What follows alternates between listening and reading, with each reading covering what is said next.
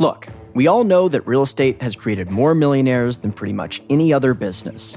The problem is, it's also created a lot of heartaches and bankruptcies. Sure, we can get access to a ton of real estate education on the internet, but that's precisely the problem. How can we tell which strategies will consistently produce asymmetric returns and which should be avoided at all costs? My goal is to give real estate entrepreneurs, capital raisers, and investors all of the secrets so that we can grow our portfolios without dealing with costly investment nightmares. And that's what this program is all about.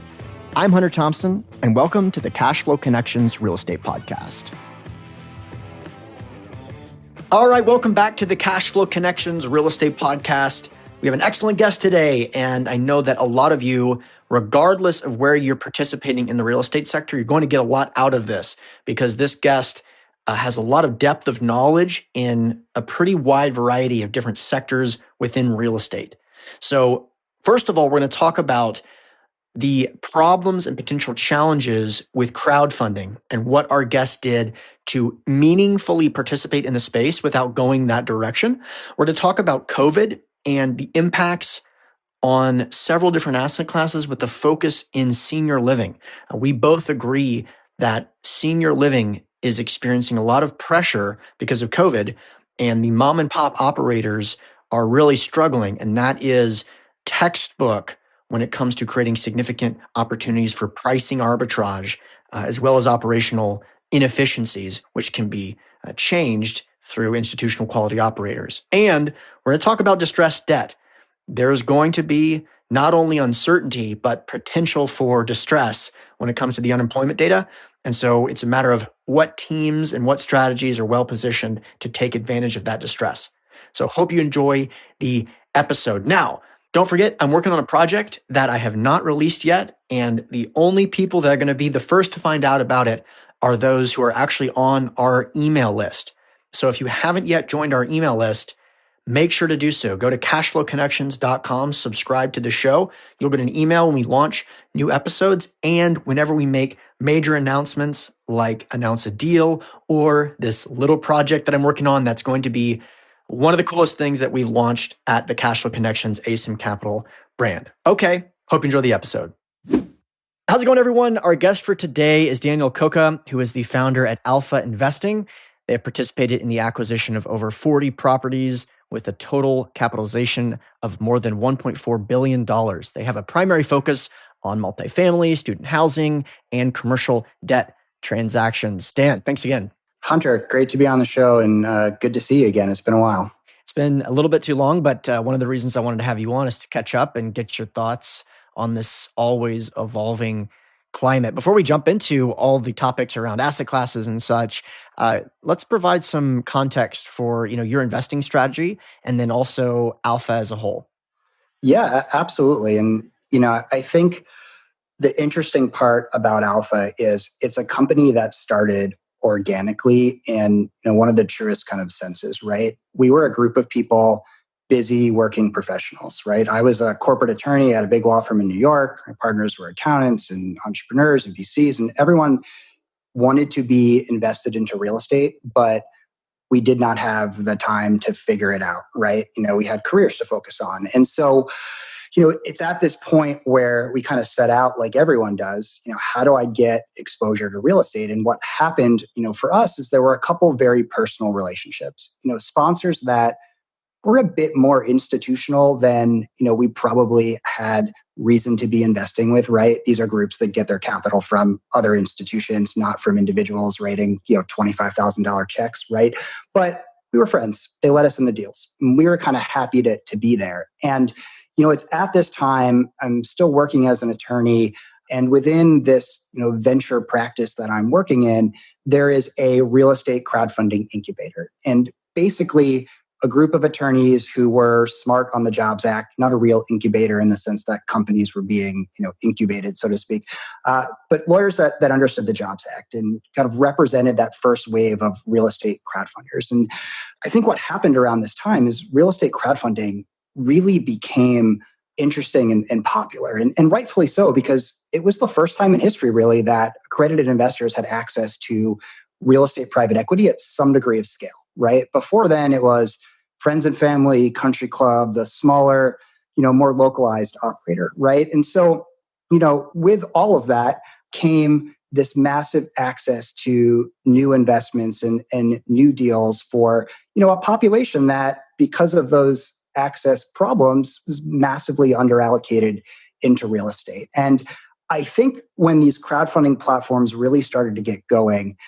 the fact that they were backed by venture capital dollars and had venture capital growth mandates created a dynamic where they needed to prioritize quantity over quality. And that's not to say that the platforms don't have good deals and they're inherently bad. I don't believe that that's the case, right? You can find very interesting projects on a lot of crowdfunding sites.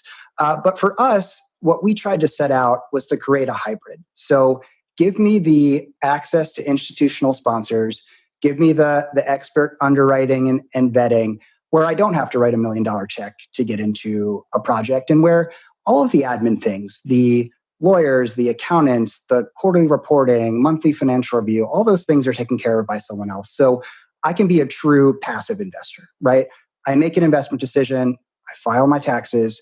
Beyond that, I have no, obligations. And if I want to take a deep dive into the materials, it's all there. We're sharing, full seller data rooms and, all diligence materials. You can take a deep dive as you want.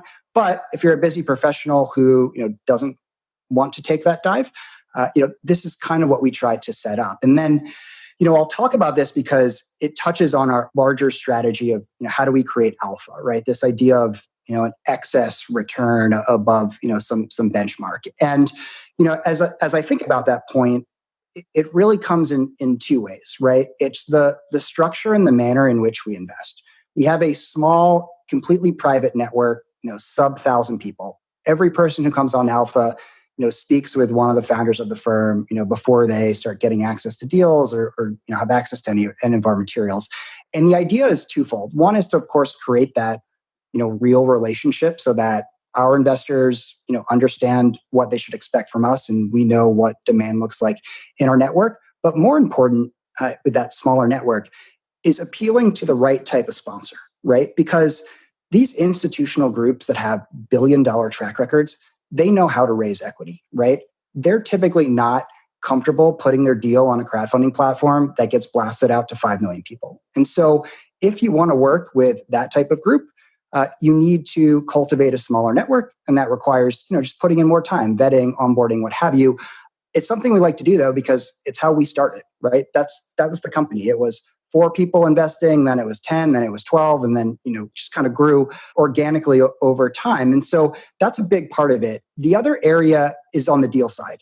We don't set ourselves up like a marketplace. You're not going to see 100 deals from us. You'll probably see 8 to 10, depending on where we are in the market cycle. If you look at 2020, we didn't actually make our first investment until the end of July. And it was into an affordable housing property that had 70% of the rent coming from the government. So, extreme downside protection, right? But in normal times, 8, 10, maybe 12 deals a year. And the reason we behave like this is partially strategic in that over the course of time, as you deploy tens of millions of dollars with any given sponsor partner, you develop a certain amount of goodwill, negotiating leverage. And sometimes that can mean, better economics for our investors. Sometimes it's just a right of first refusal on equity for a new project. But that's something that's valuable when you try to cherry pick 8 or 10 deals a year. It's always going to be open book transparency. We're going to tour properties or the sponsors tour the comps. And so we can chat in more detail about our actual strategy, what we're looking into. But the idea here is find institutional groups where execution risk is minimized, and let's rinse and repeat, transactions that make sense, and let's create additional value through the structure, the way that we're recurring partners, and then deal sizes. We like to work in that small middle market space where flies below the radar of the largest institutions, the Blackstones, Carlyles of the world, right? But still allows us to partner with a group that has $1 billion portfolio, but buy from the mom and pop, single asset owner. And that's where you find the off-market deals. That's where you find the pricing inefficiencies. And most importantly, that's where you get the opportunity to generate additional value just through management expertise, right? Improving the way things function, reducing expenses, payroll, what have you. That's all value you get to create without actually spending money. And that's the best kind of value when you're a real estate investor, right? And so, long story short, that's how we think about how we've set up Alpha at a high level. Yeah, I appreciate that. It's one of those things. I'm really glad that we're having this conversation because we've known each other for quite some time. But the story of Alpha and the thesis regarding the curation of the relationships being at the forefront is just very, very similar to my perspective. And I particularly like that you mentioned the VC funding component because that's something that I have frequently talked about the implications of that. It makes the one good thing about real estate, the incentive alignment, and just takes it away. And not to say, like you said, not to say that there's not crowdfunding portals out there that offer great projects, but when you remove the incentive alignment that's created when there's a preferred return, for example, you're starting to get into the world very similar to the typical world of financial advisors and stuff. And it's not really what you want. Or worst case scenario, Craigslist for real estate, which is just how the industry will blow up eventually. So let's talk about kind of the strategies. This is obviously an interesting time, and there have been pretty ahistorical movements, not only in terms of government actions, but in terms of fear in the marketplace and uncertainty, which could lead to pricing arbitrage opportunities. Where are you seeing the opportunity right now, and how is this different from, let's say, 2 years ago? Yeah, it's a really good question, and I almost hate my answer to this because our strategy actually looks somewhat similar to how it did, even in 2015 as we started preparing for this, at the time looming economic real estate recession. Right? We all know quantitative easing, the stimulus that was pumped in the economy after the Great Recession. Like we've really never paid the price for that in the way that one would expect. And so, we've always been gearing up for, some type of recession during the hold period of these assets, which is, typically 3 to 5 years, right? And so, as we look at our strategy, it's always been need-based and residential. And so that leads to most of our opportunities being multifamily apartment buildings and senior housing, assisted living, memory care facilities. We've touched on other asset classes, done a couple storage deals, office deal. We've looked at other projects, but time and time again, the underlying, proposition that people need a place to live, they need a place to grow old. That is true in a good economy. It's equally true in a bad economy. And because of that, we've always found value in those asset classes when we compare them to ones that are more consumer driven, like hotel or retail or even office, depending on the tenant, right? And so that's a big part of our top line strategy, right? And then within each asset class, there's a lot more nuance, of course, right? And so if we look at senior housing, we're an acquisitions only group, right? Most senior housing sponsors, I was speaking at a conference, God knows how long ago, with COVID. But and I said, out of everyone in this room that is a senior housing sponsor, and there are probably 150 of them, how many of you actually work on acquisitions versus ground up development? And there were 3 people that raised their hand. One was the group that we exclusively work with, and the other 2 were working on their first deal, right? And so there are larger, macro trends, demographic population trends that support ground up development in that asset class. And that's where you see a lot of the movement. The interesting part about that asset class, though, at an ownership level, it's incredibly fragmented, right? You have a ton of mom and pop, single asset, maybe own a couple asset owners who, they've been doing it because they kind of came into it. Their parents did it. Now they, took it over. It's not a thought out, business plan. How do we create economies of scale? And what that presents is an opportunity to come in, acquire properties at very high cap rates on a relative basis. We've acquired deals over the past couple of years between, 6.5 and 9 caps, in that asset class.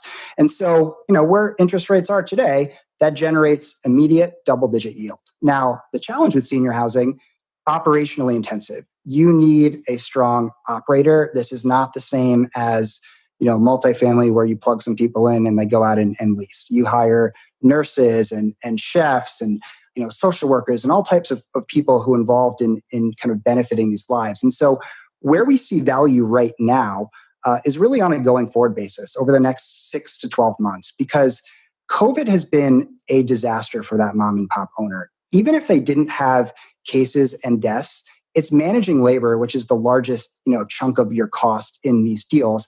They just haven't been able to do it in an efficient way. And so a lot of these groups are now saying, hey, I want to exit. We've actually started looking at deals where groups will bring it to us and say, hey, I'm trying to exit for X, Y, and Z reason. And we look at it and say, this is going to come back to us from the lender in 3 to 6 months, because the capitalization just doesn't make sense given all the damage they've seen from COVID, whether it's occupancy or increased labor costs, what have you. And so that's an asset class that we are very, very bullish on, particularly on an ongoing basis. And if you can do it in a way where you create an affordable product, it can make a ton of sense. And of course, we also want to be outside of being prudent investors and making money, for lack of a better word. We also want to be doing things that we think are valuable to society, right? And creating affordable housing, for seniors, something that we definitely want to do on an ongoing basis. And then swinging back to multifamily, we'll look at deals, kind of all over the map, both the geographic map and kind of deal size, deal type, class, what have you. We've been in a handful of Class A deals, but if you ask me where we really find our value, it's in that workforce housing, C plus, B, B minus, where we're going to come in, we're going to renovate the product. Our preference is always to do a lighter renovation, meaning some groups like the $20,000 per unit reno. That doesn't make a ton of economic sense to us, particularly in this environment. The rent growth bumps you need to see, they need to be strong, and if not, the project is ultimately put at risk, right? And so we're looking for that lighter value add touch. There's always a loss to lease that's a substantial component that's built into these deals, and so once you renovate, you're typically able to capture that loss to lease, and so that sub $15,000, even sub $12,000 total renovation budget, depending on where you are, has always made a ton of sense to us. And then as you think about these deal types, right, we're looking in smaller primary and secondary markets for the most part. Not trying to play in downtown San Francisco, but Phoenix, the East Bay, suburbs of Seattle, places like that where you're seeing all these positive macro trends, jobs going, people going, wages increasing, but where you're not buying at sub 4 caps on a regular basis, right? It's not the world that we're trying to operate in. And so, as we look at these projects on the multifamily front, the idea of having a 2-bedroom apartment that today rents for $1,000 and then post renovation will rent for $1,200. That means the person that is in that apartment needs to have an annual income around $36,000 to $40,000 to afford that apartment. That is very different than the income I needed when I was living in New York City in a brand new building, right? And because of that, and this goes into what I was saying earlier, our strategy since 2015 has been very similar in that we want to continue to look at these assets that we believe will continue to perform well, even if there is economic pressure. And the thesis has always been with workforce housing, if Class A tenants run into financial issues, they can always move down to Class B, right? And there's not typically a ton of B to A. And so what we like to do is find deals where we can position ourselves in that affordable luxury category, right? So you are nicer than a 1980s or 90s unrenovated building, but you're still renting at prices that are 30 to 50% discounts to the new Class A buildings. And because of that, you find a group of tenants that this makes a lot of sense for. And then looking at things on a whole dollar basis as well as a percentage basis is also important, right? Going from $1,000 to $1,200 in rent, that's a 20% increase, right? Which is substantial for each dollar we have invested in deals, but it's only $200 in actual dollars. That's very different than being in a $5,000 a month apartment that you're now going to raise to $6,000, right? And so Part of it is affordability, looking for transactions, of course, that are in employment centers, growing economies, local, kind of transit hubs to the extent they can be. That's what we like. We've invested in some student housing deals. Most of them have actually sold out of our portfolio in the last couple years. It's an asset class that's really interesting to me. On a dollar-to-dollar basis, purpose-built student housing can make as much or more sense than your standard multifamily deal, right? Just given the fact that you've got 2, 3, 4 bedrooms with individual locks and individual tenants, you typically have the parent guarantees. It's particularly interesting. COVID hits, and of course, student housing is now persona non grata, right? We don't want to take any exposure to distance learning, what have you. And I think like a lot of COVID, it was, what's the narrative? Some degree of an overreaction based on the data we've seen to date. But we need to be careful. Real estate, in our opinion, is not a first mover proposition like venture may be, right? Let's look at the data. Let's be patient, and let's find projects that we think make sense, on an ongoing basis, right? And so with student housing, the distance learning created challenges around, can we get comfortable with this asset class? And we ultimately said, no, we're going to monitor it through, next year, and we'll see how things play out. But then anecdotally, we start hearing from the sponsors we work with and other groups that where students are actually back at school, the demand for student housing has increased substantially because nobody wants to live in the dorms anymore. And so because of that, it's like one of those things where you think, oh, that's not the narrative that made sense to me on day one, but I get it. And so we like to sit back. We like to be patient. As I mentioned before, we didn't work on our first deal this year until the end of July. And that was very, very intentional. It's another reason too, it's circling back to the venture capital point. When you don't have hundreds of employees and $2 million monthly burn, you have the luxury to be patient. And I was watching the documentary on Warren Buffett the other day on HBO, and he has this great quote where he says, investing is a long-term game where patient people take money from impatient people. And I just think it's a perfect analogy to what's happening with COVID, because there is a lot of potential incentive and just interest in saying, there's got to be opportunities, right? There's blood on the streets. There's opportunities for me to find distressed assets, things that are undervalued. And our perspective has very much been, let's look at the data and then let's leverage our relationships, our capital structure to find transactions that we think are going to make sense on a going forward basis. And because of that, become much more selective in the transactions that we look at any given moment, just because of all the uncertainty that exists. Yeah, especially the uncertainty regarding assisted living, senior housing. I think similarly, when that happened, I think we all thought that occupancy rates were going to get smashed. Now, to some extent they have, but there's also this concept that the narrative hasn't been exactly what we originally anticipated, where no one wanted to live in a senior living property. There's also been a lot of people who have been eager to get their family members in a senior living property because they know that that is likely where they're the most safe, because the staff is well equipped to address this particular risk. So sometimes, to your point, it's not what we may think makes sense from an intuition standpoint, but we got to see it play out in the marketplace, and there's no reason to rush it because real estate moves like a barge, not like a speedboat. So you can be off by 3 months, and it's not going to impact your returns meaningfully whatsoever.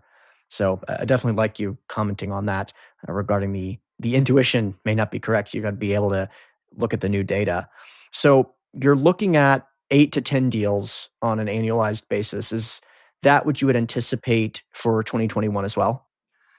It's always challenging to anticipate deal flow, right? Now, COVID, even though we knew that something like COVID could exist, nobody really factored it into, the way they thought about things on a forward-looking basis. And so there's always a question of like, what will happen?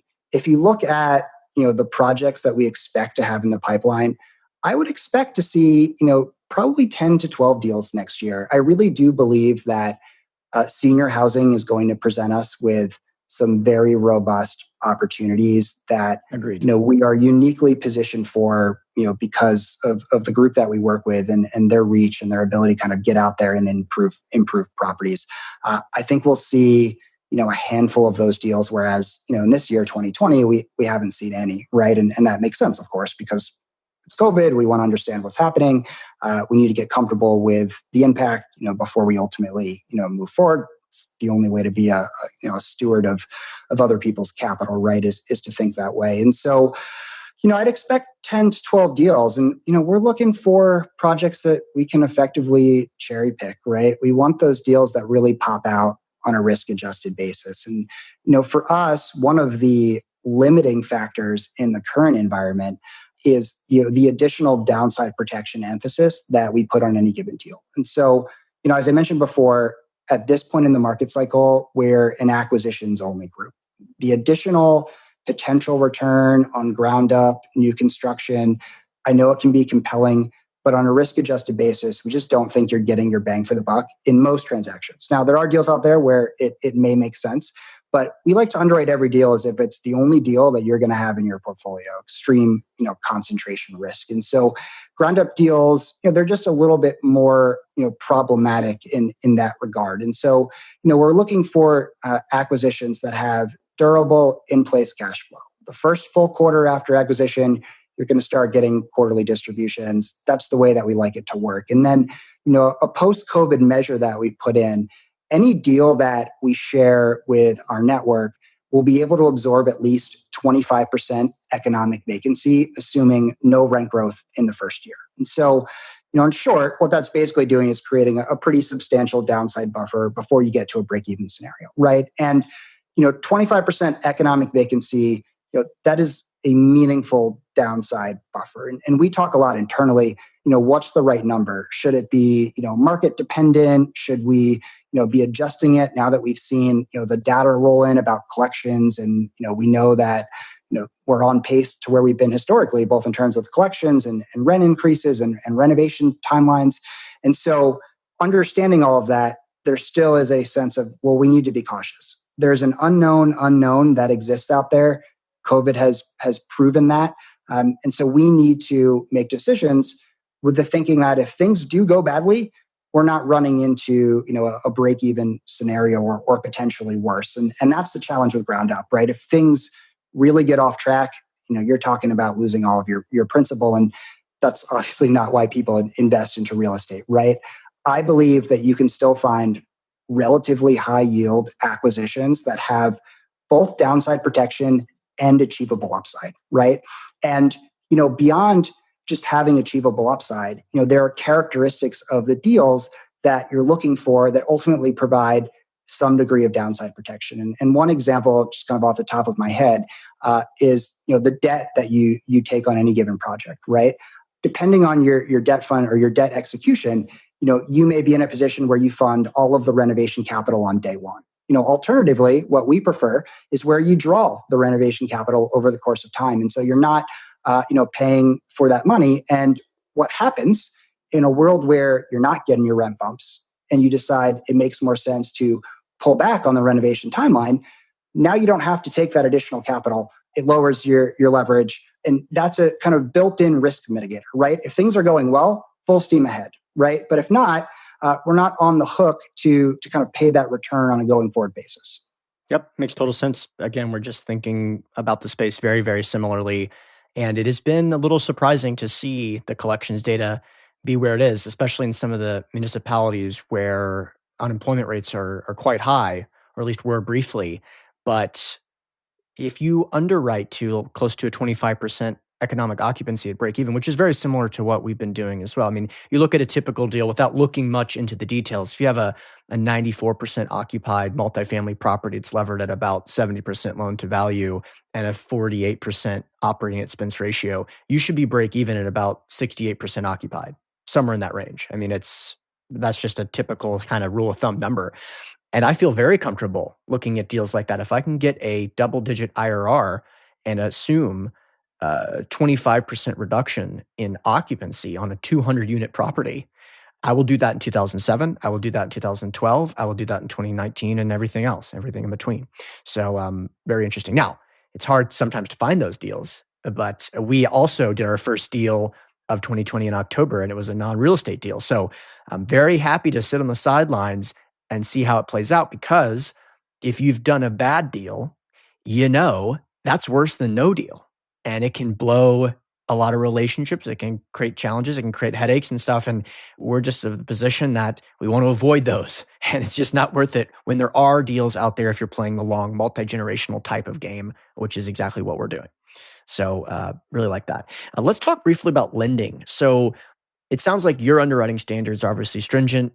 We have a similar view on risk. I also don't invest in development, but has the lending environment also hindered your ability to get deals, or do you believe that your underwriting standards have been the limiting factor, for 2020 as well? I believe it's the latter. Our underwriting standards are the reason why there's been, less deal flow for us in 2020, right? And there was a period of time, kind of March for months where there was definitely less volume. But since then, volume has picked up substantially. We're looking at the same number of deals that, we had otherwise, looked at in any given year. It's just a matter of finding what is a unique combination of downside protection and achievable upside. The challenge when a deal is dependent upon appreciation and rent growth and occupancy increases, there is a certain level of uncertainty that is created. Now, can you get me comfortable that, hey, this is a group that knows what they're doing? There are third-party market reports, demographic reports that suggest this is all feasible? Like, yes, absolutely. But everything else being equal, I would much rather be in a position where the property we invest in today is distributing cash to investors. We, know what's happening, and there's an ability for us to improve. But improving NOI is not necessary for the deal to make sense. Now, of course, the intention is to improve in every way that you can. But that's kind of how we're thinking about things. As it relates to, debt and lenders, I don't think we've seen an environment where there are challenges, so to speak, right? The deals that we're putting in front, because downside protection is always strong. Our debt service coverage ratios are always north of 1.5, sometimes even greater than 2, depending on the transaction. And so, we're not having an issue finding debt. One of the challenges, though, is the interest rate reserve that a lot of lenders are requiring, particularly agency lenders. And why that's problematic is because as an equity investor, you are effectively giving an interest-free loan for some period of time, right? And that's going to get paid back to you in theory, after the first year, whenever certain metrics are met. And so it's not the end of the world, but it does have a, somewhat dilutive effect on, what cash yield looks like, out of the gate. And so it's that combined with, looking for the right leverage. There's always a question of, debt fund execution, which typically has a lot more flexibility versus agency debt, which kind of follows a more set of guidelines. And our preference is typically agency debt, right? We like the lower risk proposition. We like the yield that it creates.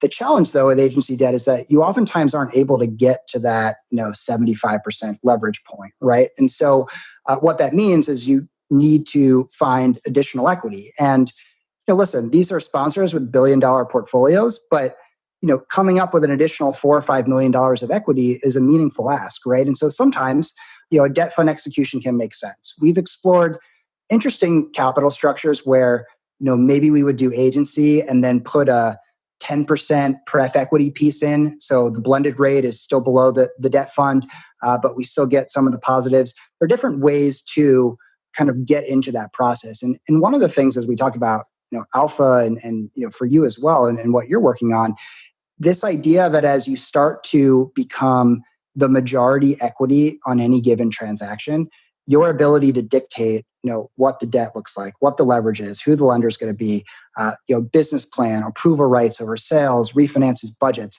That's all stuff that becomes valuable. It's intangible in that we can't really assign an economic value to it, but we know it creates value because, control can create value. And so a big part of what, our strategy has been is if you're investing with the same groups over time, you develop long-term relationships, not only do you understand at the most detailed level where they tend to be aggressive, where they tend to be a little bit conservative, and you can adjust, what the deals look like to your investors accordingly. But you're also just in a position where you have a bit more control. And instead of just being a tag along LP investor, which is what we were when we first started, right? We were cobbling together a few $100,000 into a deal, and it was, hey, somebody fell out at the last minute. Do you guys want to come in? And we're jumping on the table saying, yes, please let us in your deal, because nobody investing $200,000 is ever getting into your projects. But that's changed, right? That's not the world you want to live on a going forward basis. And so, this whole structure and setup is really designed to maximize or optimize the opportunities that we're able to get in front of our network. Music to my ears. And it's really cool to see. I mean, like I said, we've known each other for quite some time. I've been aware of Alpha for quite some time. And just the growth that you guys have experienced since we've known each other has been pretty fantastic. So I want to do a lightning round because you're in a unique position given that you're kind of agnostic in terms of asset classes. I know you have your focuses, but most operators in the space only have one particular niche. So I want to hear your thoughts. Let's keep it to 2 to 3 minutes about each of the popular asset classes. I'll kind of call them out and would love to hear your context in terms of interest, potential risks, or whether or not it's something that investors should be pursuing. Let's start with self-storage. This is one that's gotten a lot of attention over the last 5 years or so. What are your thoughts there? The narrative around self-storage makes sense, right? I hear it. I look at the data from the Great Recession, makes a ton of sense, right? Part of the issue that I have with self-storage, you're a victim of your own experience, right? And, the group that we started making these investments with just didn't execute in the way that we thought we should. And, part of the challenge when you're looking at a new asset class is understanding the metrics that actually matter, right? And so for multifamily and senior housing, it's very easy for us to look at market and demographic reports and say, does this market support, what's happening here? Storage is a bit more challenging because, you can look at a lot of demographic data, but it's challenging to know what the actual storage demand is. And, when you find yourself in a market, understanding that, it doesn't take a ton of time or even money to create a new storage facility. They're metal boxes, That's right. Yep. New competition can come in very, very quickly. And so if you're in a market where, there isn't a ton of room for additional competition, can very quickly, deteriorate into a scenario where, hey, like the deal just doesn't make sense anymore, right? Or, we've got 2 years of no distributions as we kind of gear up. And listen, ton of institutional capital. We're seeing cap rate compression. That's the saving grace, with any asset class, right? Is, we can just kind of exist and, it'll work out at some point, right? But that's a really hard perspective to have on day one, right? You can't underwrite deals assuming cap rate compression, right? And that's why, as an industry standard, we're typically adding 10 bips a year, if not more, depending on where you're located. And so I like the narrative behind storage, in a similar way to manufactured homes, although I know it's a little bit different. It's that recession resistant story. There's a group that we are chatting with and exploring that has a very robust portfolio and some strategies that I think create that idea of alpha. But if you ask me hey, do I love the run-of-the-mill self-storage deal? The answer is probably not when I'm comparing it to something that's more need-based and residential like multifamily. Yeah, makes sense. I pretty much don't like the run-of-the-mill any deal, so fair enough. Let's talk about defaulted mortgages, in particular residential. Curious to get your thoughts if you've been involved in that space and where you think that's headed given the uncertainty in that particular asset class. Yeah, we have a commercial kind of hard money debt fund that we have invested in for years now. And it's a fund that is doing this kind of 12 to 36 month, 9, 10, 11%, loans, right? And a big part of the thesis is that there will be defaults, right? And, when these defaults occur, we either, sell off the debt or we get defaulted interest or, then we ultimately take over the property, right? The challenge with that approach, of course, is that, when a loan is in default, the borrower is not making interest payments. And so your cash on cash, on a quarterly basis is going to drop. And then you've got typically 6, 12, maybe as much as 18 months to kind of go through the process of resolving whatever's going on. But on the back end, you see massive upside. And so, one thing we always preach to our investors, even though this is a vehicle where you have a bit more liquidity, we let investors come in and out once a year. you need to look at it, with a 3 to 5 year horizon because there's a cycle here. And then, of course, in 2020, we've seen the default rate increase. And so there's a question of like, does this start to look like more of a default loan fund? And then opportunities pop up within this fund where we can buy other defaulted loans. And for whatever reason, we think we can add more value, we can take the property over. The lender that we work with is also a sponsor that we work with. And so they're uniquely positioned in that they don't need to outsource taking over a physical asset to someone else. They have the internal team. They can do it in a very efficient way. And that ultimately creates more upside for us as investors. And then, I think there are a couple, considerations to think about. One will be, leverage. A lot of debt funds, and, I believe you need to invest into defaulted debt or even debt generally through a fund. The deals on a one-off basis come together too quickly where you're not able to, properly assess what's going on. You have to buy into a larger, thesis and then, get exposure and diversification across projects, right? And so, these funds typically are using some degree of leverage. And sometimes that is, to manage cash flow and distributions and in and out at the fund. But oftentimes it's just to juice returns. And so, the fund that we work in actually does not use leverage. But because of that, it's in somewhat of a unique position. Because if you are even 20, 30% levered at the fund level, and your default rate increases from 10% to 20%, all of a sudden you are in a very challenging situation where all of those potential, default interest, potential upside, you got to get those off your balance sheet because you just can't do it, right? Like you're paying interest on that money. You can't be patient. It goes back to the Warren Buffett quote. Exactly right. And so, I like debt. Debt is less risky. We like being up higher in the capital stack. There is certainly a place for debt in anyone's portfolio. With defaulted debt, you need to be a little bit more careful. There's a little bit more risk.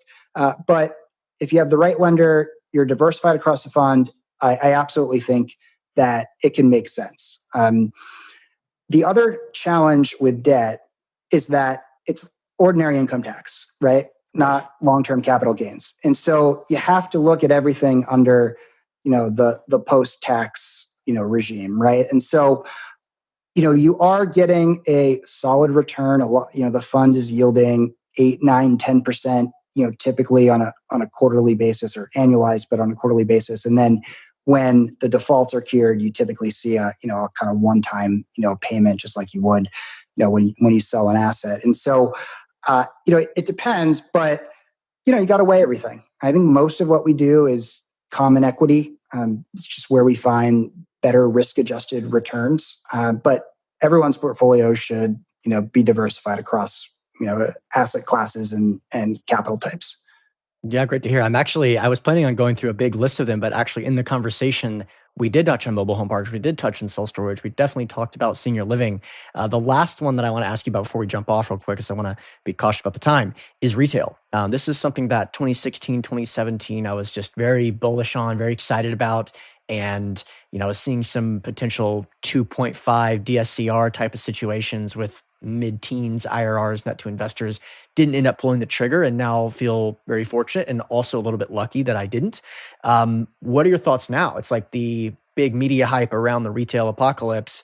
Now maybe it actually is the retail apocalypse. Are you planning on participating at all? Or is this something you're just not willing to entertain?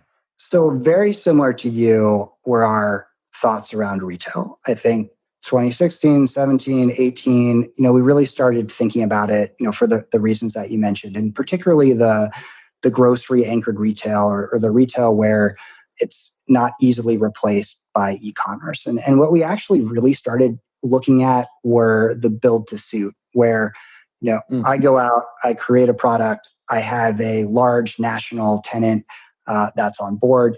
And I think, like you said, it is really just kind of getting lucky to some degree because we had liked that model a lot. All of the, ground up risk, the uncertainty risk is typically removed, except, COVID popped up. And the one group that we were working with, their largest client was a gym, right? And so needless to say, that group backed out of all of those deals. And so now Yeah. you're setting in a scenario where you've built a property specific to one tenant's use and they're gone. And so what do you do? And, because of that, anything that is consumer driven, particularly given COVID, there's just more uncertainty. And that's not to say that you can't find value, right? There are a lot of people that are going to make early moves in retail, hotel, and they're going to make a ton of money, right?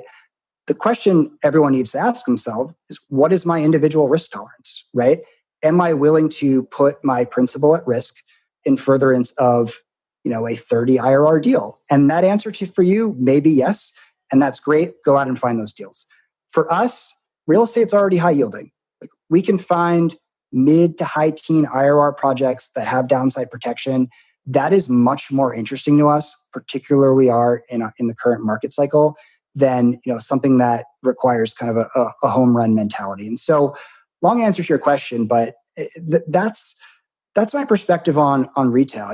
My fiance works for Amazon, and so I know a lot about kind of the internal things that they talk about, and they're seeing massive growth. They're gearing up on their operations and logistics sides for massive amounts of growth, like to the point that it's really not even fathomable. And so, understanding that, those trends make me think, okay, there may be a select group of retail properties that can make sense depending on the tenants, depending on where they're located. But whenever you are in a position like us, you really need to find sponsors and asset classes that check certain boxes and that make sense. It is not a matter of just going out and trying to find 100 deals a year that could make sense. We want to hone in on those 8, 10, 12 deals a year that we think are particularly compelling, right? There are innumerable opportunities for people to invest into real estate out there, right? And when anyone asks me, what's unique about Alpha, I talk about all the things we mentioned before about actually creating Alpha and structure and whatnot, but it's really just our deal flow and relationships, right? We believe we have a very unique set of deals, and they check boxes that you typically don't see, with a lot of other options that you have out there. And that's a big part of it, right? People want access. They want projects that make sense. They want high returns with no risk, right? And not all of those things are always possible, but we're kind of making the move in that direction for sure. Great to hear. Listen, Dan, really appreciate it. Let the listeners know how they can learn more about Alpha. Yeah, absolutely. So you can visit our website, alphai.com. You can request access. Now, the one thing I'll note, though, we're a private group. We're not out there doing any public marketing. There's no let's convert people off the internet. Everyone's been invited or referred. And so if you do sign up, please note that you heard about us through Hunter's podcast. Otherwise, we don't accept new members. Just kind of part of the way that we create an investor network that is not overly competitive with everyone else. You've got thousands of people on a platform. Just it creates this incentive to get into deals as soon as possible and rush, and that's not what we're trying to do here. And so alphai.com, I can request access, and then our process, you'll chat with one of the firm's founders and learn a little bit more about us, and we'll learn about you and see if it's a good fit. Love it. We'll link to that in the show notes page. Dan, thanks again. Hunter, thank you. Great to talk as always.